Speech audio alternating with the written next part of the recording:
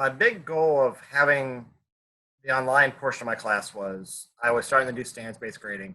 I needed my students to have stuff to look back and review and reassess, something to prepare them for reassessment. So that got me started to just having a website with resources and animations and links to pages and just as a resource. And that got me onto the online world because I've been at schools where we don't get new textbooks. So it's always been looking for a way to supplement what I don't already have. So the online piece was just kind of like, okay, I can now have this repository of information that I've vetted through, and I think good, some better than others. But then the kids have reference for that if they need it. And that's how, for the first couple of years when I did this, it was basically as needed instead of how I use it in class. But I did have kids that would print things off and bring them to class and have the readings right there as we went through it. But other kids never even went there. Mm-hmm. So it was, like I said, it was kind of as needed in the beginning.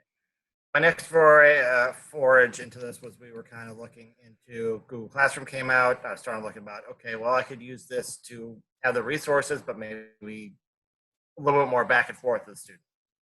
And at the time, the district that I was at had Canvas, and I tried using Canvas for a semester and got frustrated and stopped. And then I went with Classroom for about a year, and I used Classroom to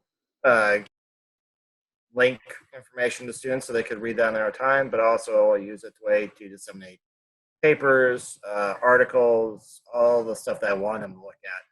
And then I found a nice way of collecting it and grading it through Classroom, which made it really easy on myself. It really sped up my life a lot.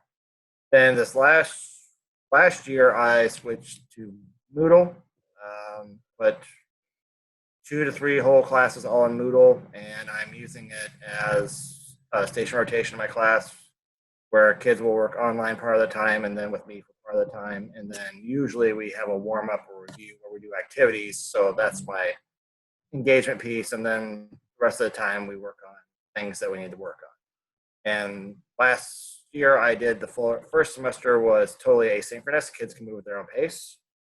I learned a lot of why that doesn't work. And then second semester I tried reeling in the deadlines and coming back, more structure to it. Now, as I'm getting ready for this semester, I've applied a lot more structure to it.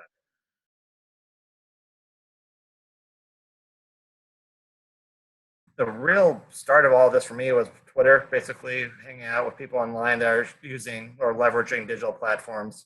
And, I found a lot of information about Classroom through Allison Tucker. She does a lot of good books, good writings, and she blogs way too much more than I think. And then this last whole year, actually, we're getting pretty close from a year ago, we started this foray going through cohort 1, 2, 3, and 4. So that's been my big PD has been this last year going through all the cohorts. For everybody, even at Van Buren, we have people that are in cohort 2 and the people that haven't even jumped on the board yet. We're trying to figure out how to get them in. And we're just really what we're trying to do now is just get them thinking about you're already doing a blended learning. Most teachers are using Google Docs and Excel and websites and quizzes and all these other things. Now we want you to be more mindful of how you're doing it. Okay, so what's the purpose behind this instead of, I got a free 15 minutes, we'll do quizzes or Quizlet or whatever. It's more of, okay, so what's your purpose? And then, so by getting people thinking about, okay, I'm doing this for a reason, they're getting more mindful and start thinking about, okay, how can I do this better? So it's one, we're trying to get people into the little pool and start trying things online and integrating into class. Because we are a one-to-one high school and we're functionally-ish one-to-one in the middle school. So we have the technology we should be using. So now can we use it effectively with a purpose instead of just web quest after web quest?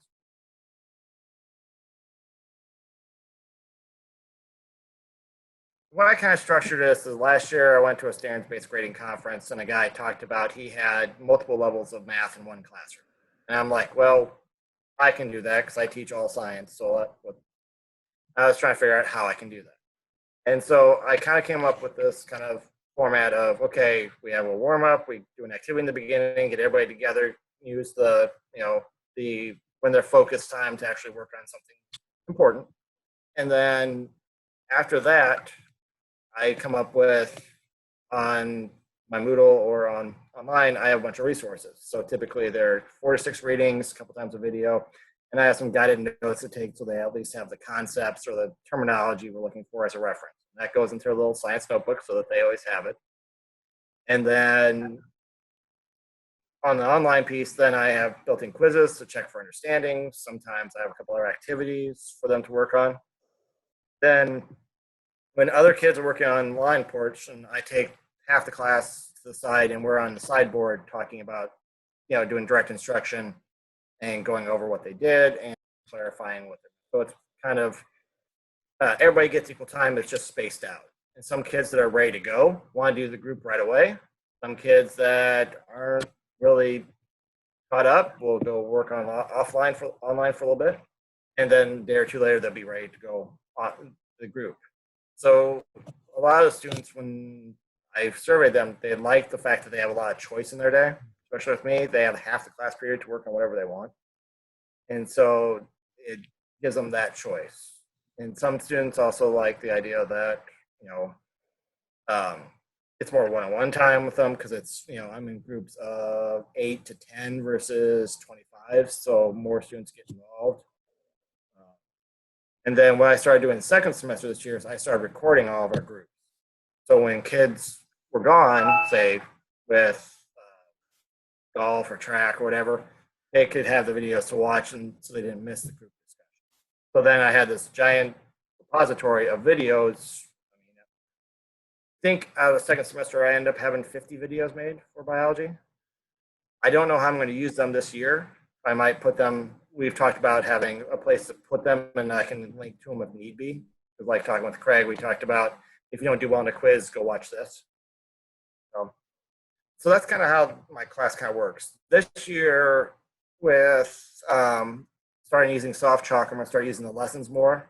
So it's going to be, kids will still have some readings, but then I'm going to have the lessons to do the bulk of the work.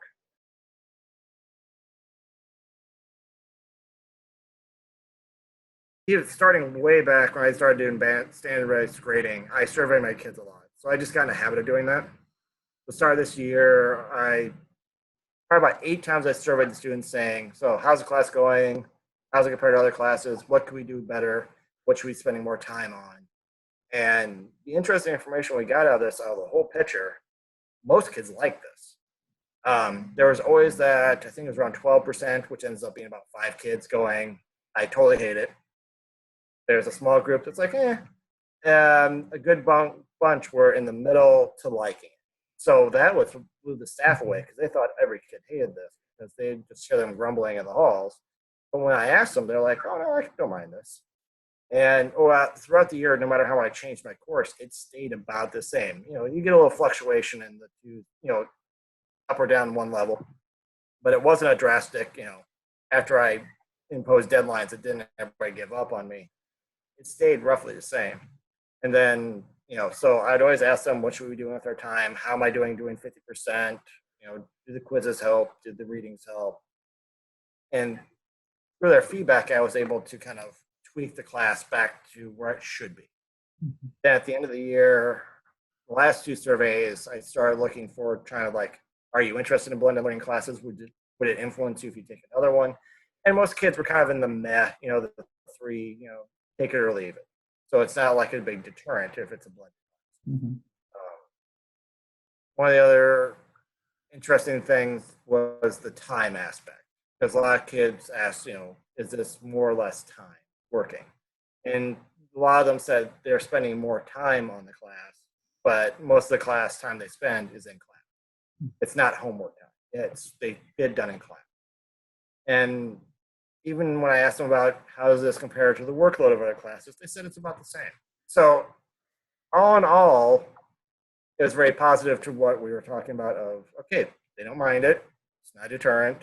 And it's not like this is more than they're capable of doing. It's good to point out I teach freshmen. So, I don't have just all the hard charging seniors that are willing to do all the work. This is 80-ish freshmen and a few sophomores. So it was a good sample.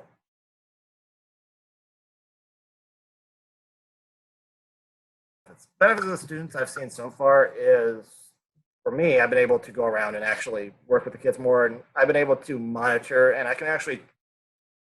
One of the administrators said, "Oh, you know exactly where every student is in your class. I can tell you exactly what they're working on, what they're learning, what they're focusing on, even back when I had no deadlines."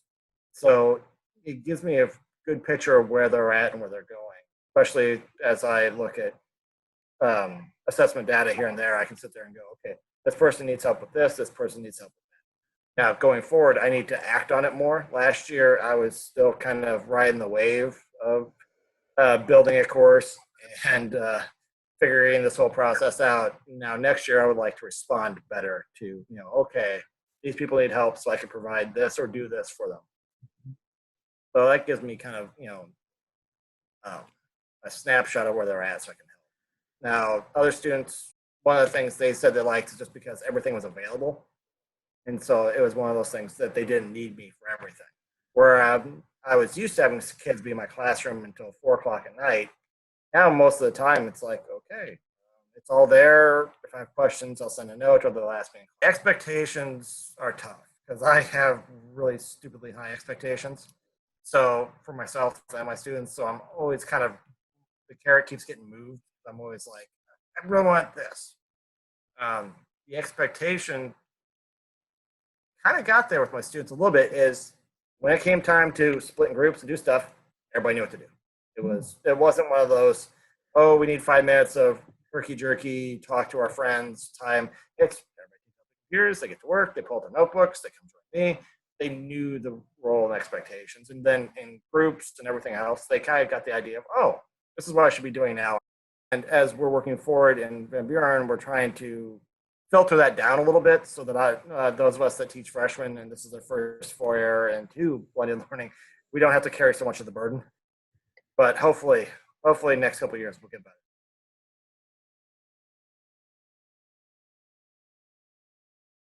End of the year, we got pretty good at knowing what to do. The tough part was when we would have new students show up and they had no idea what's going on. They need a crash course of, oh, this is how this class differs. That's a big change for kids. They're like, oh, this isn't my typical science class where I sit and stare at you and write notes down for 50 minutes and leave. Oh, I'm supposed to do stuff. And the expectation of doing stuff was the toughest thing for me, because some kids are naturally like, oh, I'm going to do it. And then the other kids are like, I'll do it eventually. And some kids are like, no. And it's getting everybody moving forward and doing those expectations was tough.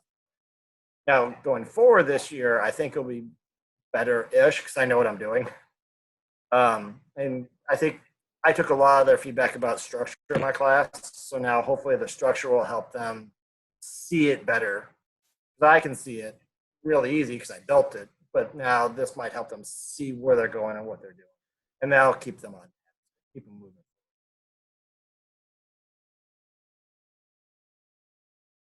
So one of the things I'm trying this year is I'm now teaching advanced biology. Because typically in my small district, we only have 2 or 3 kids that take zoology, or 2 or 3 that take botany, 2 or 3 that take zoology. Well, I've just decided that we're going to put them all in one class, have one Moodle, everybody gets a section, and then I'm going to do basically the class is going to rotate from biology to zoology, depending on the student interest. I could have all micro, I could have all zoology. Don't know until the kids get there. So, this is how I'm basically trying to solve the problem. Instead of teaching 2 kids, now I can teach 20 kids or 12 kids twice a day instead of 3 and 3. So it's opening up those opportunities to have more class choices for students if they want.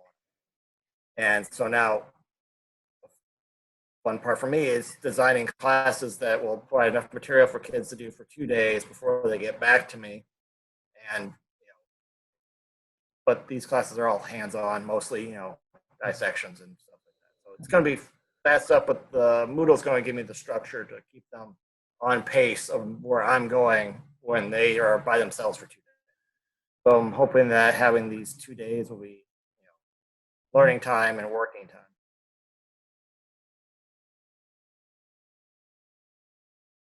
It's also one of the big things about this, this whole blended and everything, is trying to think of how you use time in class. And I think this has really helped me with my time. Thinking back to it, I struggled doing block scheduling. I just, well, because I was a stage on a stage, we did activities, yes, but it's 80 minutes. But now if I would have had block scheduling and this blended piece, oh, that'd been so much better.